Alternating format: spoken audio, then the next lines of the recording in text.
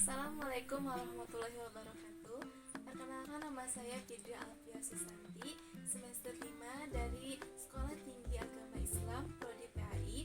Di sini saya akan membuat salah satu video untuk memenuhi salah satu tugas mata kuliah microteaching dengan dosen pengampu Bapak Asep Ganjar. Terima kasih, selamat menonton. Assalamualaikum anak-anak, selamat pagi.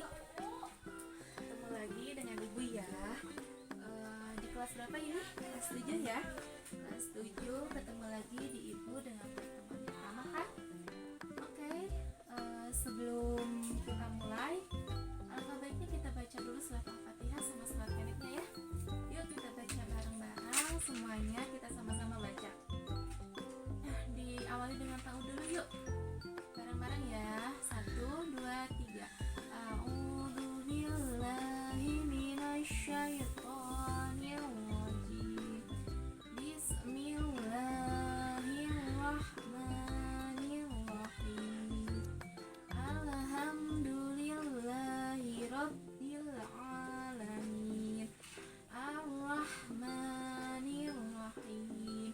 Maliki yaumiddin.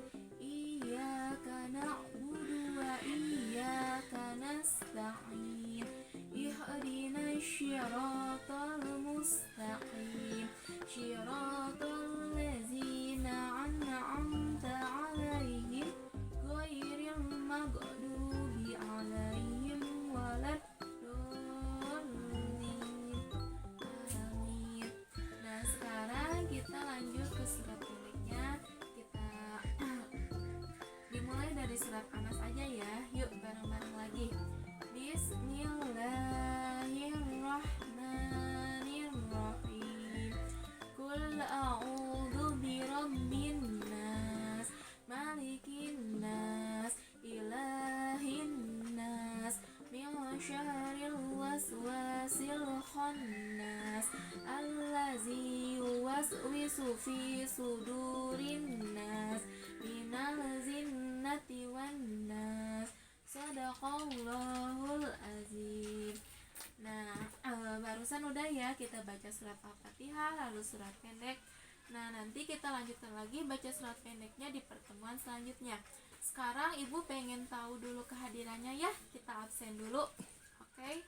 Yang pertama Andin ada, Ali, Cici, Fitria, Givani, dan yang terakhir Joya. Ada semuanya hadir ya. Oke, kita lanjut. Kita masuk ke materi ya. Materi pertama, ibu akan membahas di kelas 7 ini, ibu akan membahas tentang sholat Jumat. Nah, di sini ada, ibu mempunyai satu video sholat Jumat di Masjid Istiqlal dengan Ustadz Ahmad Rafiuddin Mahfud MA. Bisa kalian lihat videonya di sini ya.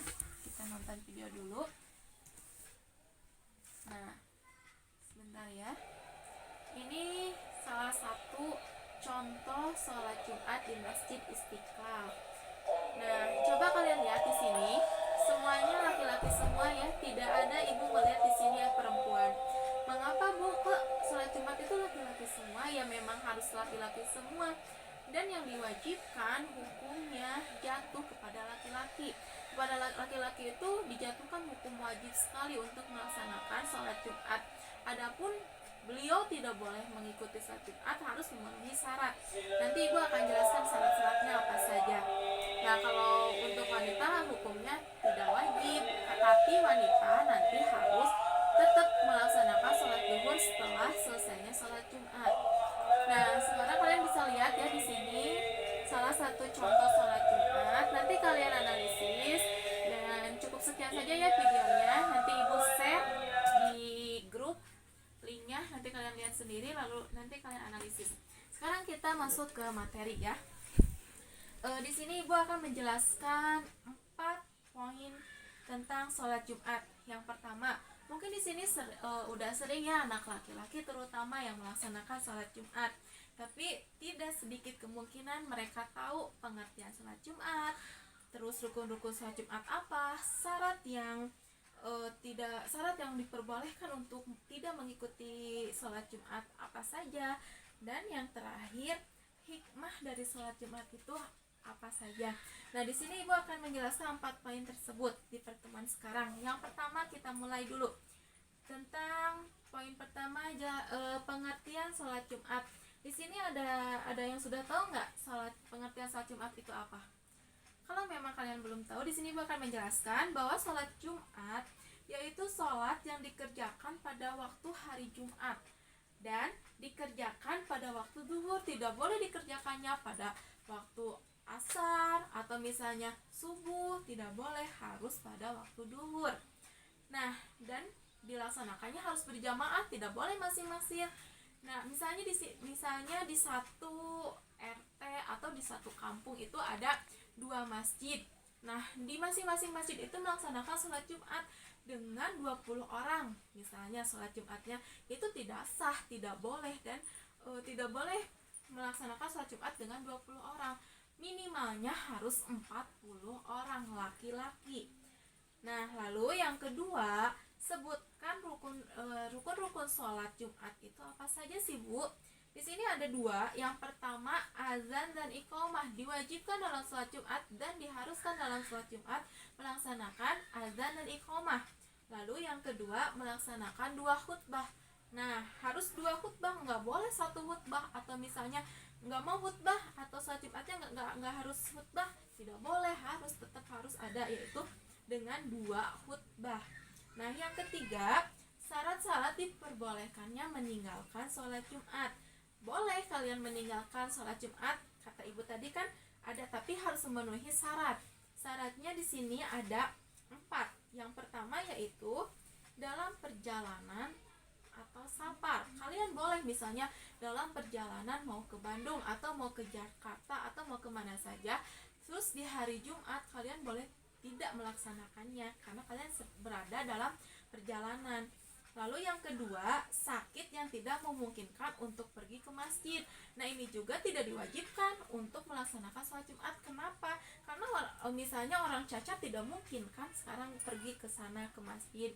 Terus nanti yang ada merepotkan saudaranya atau misalnya dikhawatirkan terjadi sesuatu. Nah, lalu yang ketiga, hujan yang sangat lebat. Nah, hujan pun saat hujan yang sangat lebat sekali petir. Lalu hujan yang sangat lebat. Nah, kalau hujannya sangat lebat pun juga tidak boleh pergi ke masjid karena hujan yang sangat lebat itu misalnya dengan diiringi petir, terus dikhawatirkan kan petir menyembar, terus misalnya banjir, dikhawatirkan terjadi sesuatu yang bencana alam. Nah, lalu yang keempat, tidak sadar. Nah, tidak sadar di sini yaitu seperti pingsan, terus ayannya yang atau bisa disebut dengan epilepsi. Nah, itu tidak boleh, tidak diwajibkan untuk melaksanakan sholat Jumat. Nah, kalian boleh tidak melaksanakan sholat Jumat tapi harus memenuhi syarat yang 4 tadi yang barusan Ibu sebutkan. Lalu ya sekarang poin keempat yaitu hikmah dari sholat Jumat. Banyak sekali sebenarnya hikmah dalam sholat Jumat. Namun di sini Ibu hanya menjelaskan 4 poin saja ya. Yang pertama yaitu sebagai syiar agama Islam. Yang kedua, memperkuat ukhuwah Islamiyah. Nah, yang ketiga, mendapatkan wawasan dunia Islam dari khutbah yang disampaikan khatib. Nah, ini nyambungkan ya dari yang rukun tadi, bahwa rukun dalam sholat Jumat itu harus ada 2 khutbah. Nah, tentu saja kan isi khutbah itu penuh dengan Islami, tentang keagamaan, tidak mungkin melenceng dengan materinya melenceng dari keagamaan, tidak mungkin.